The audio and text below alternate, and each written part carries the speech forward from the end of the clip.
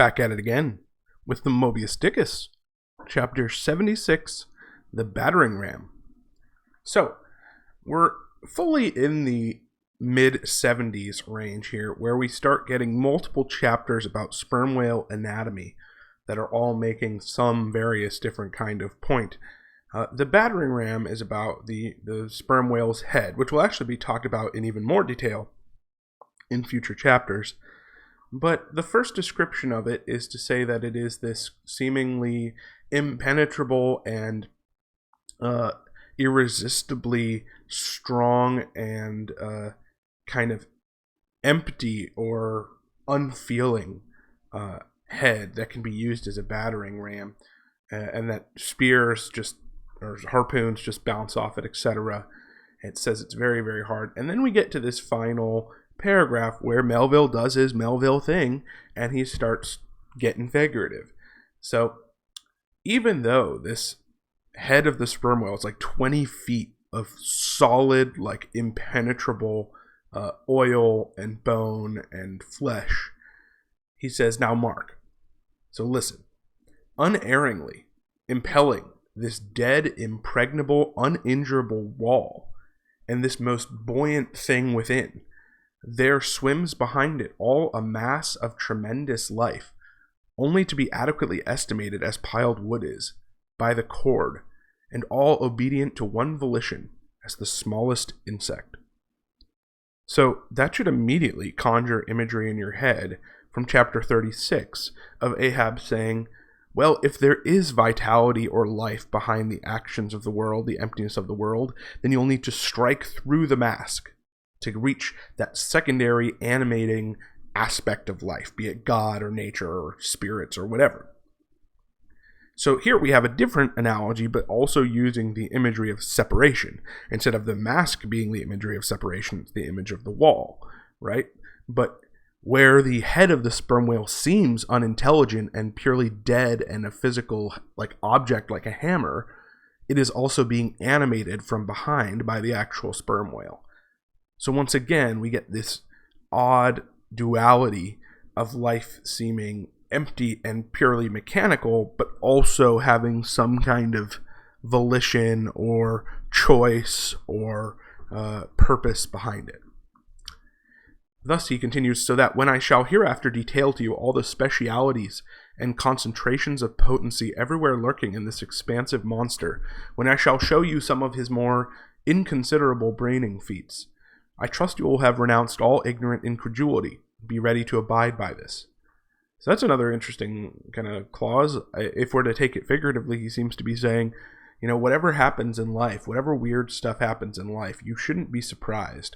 Because sometimes it does seem like, you know, even though you might be encountering the battering ram portions of life, eventually something happens that you can't chalk up to just emptiness. There has to be a metaphorical sperm whale guiding this battering ram. And that sperm whale might be God or nature or who knows what.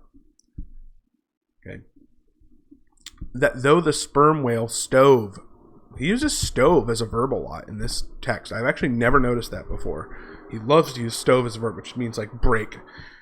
That though the sperm whale stove a passage through the Isthmus of Darien and mixed the Atlantic with the Pacific, so if the sperm whale were to pass through the Strait of Canal of Panama, which, you know, at the time, Panama Canal wasn't built, so they saw that, ooh, that's the Atlantic and Pacific really close, but you can't pass through that.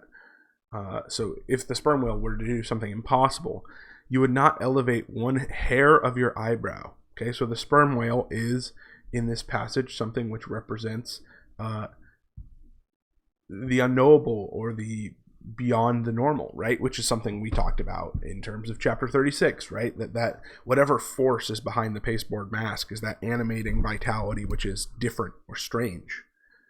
And seemingly, Ishmael is trying to get us to, in this chapter at least, be okay with that mystery, with that unknowability. Take it as granted. Because for unless you own the whale, and own here doesn't mean like physically or financially own, it means like completely understand. Unless you own the whale, you are but a provincial and sentimentalist in truth. Provincial here, the dictionary definition tells us, especially when regarded as unsophisticated or narrow-minded. Okay, you are narrow-minded in truth if you can't understand that the whale is ununderstandable. Because clear truth, clear capital T truth, so total understanding, something which has been obscured in this text the entire time. So it'd be very surprising if we're about to hear like there's some secret to understanding truth. Clear truth is a thing for salamander giants only to encounter. Salamander giants being salamanders were believed to live in fire. So these are like giant burning giants, I don't know, deep in hell or in some other burning realm. Clear truth is a thing for only mythical creatures like salamander giants to encounter.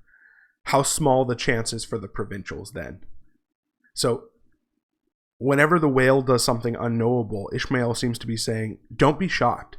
Because if you think you have access to the entire truth of the world, you are a moron. Only salamander giants have truth of the whole world, metaphorically. And thus the last line, what befell the weakling youth lifting the dread goddess's veil at Leh? Okay, that's actually a mispronunciation of the Egyptian town Se, which is referenced in a poem by Schiller, famous German idealist poet and thinker, which tells the story of a young traveler who goes on a journey to Se in order to find the famous Veil of Isis, which is a statue of the goddess Isis with a veil on her, or which there are real statues of Isis with a veil on her, and the mythological story that's based on is that Isis, this very important Egyptian god, the divine mother of the pharaohs, right? She wore a veil and her secrets were told if you lifted that veil. Well, in the poem by Schiller, the man goes, he finds the statue of Isis, he peeks under the veil, and he recoils in horror. He never tells anyone what he's seen. He can't verbally express it, but ultimately he's so terrified that he never, ever speaks again about it.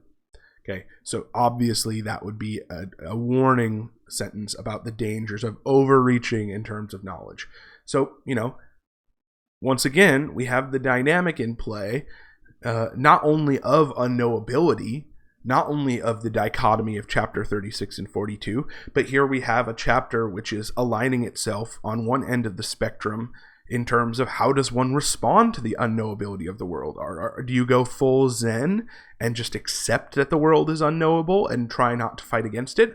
Or do you go full Ahab and say, I refuse to accept that the world is unknowable. I must strike through the pasteboard mask and seek for those things that I want to know. This passage seems to contradict Ahab and seems to say Ahab is that weakling youth who is lifting the dread goddess's veil, and God help him if he actually looks underneath it. Okay, thanks for watching, and I'll see you in the next video.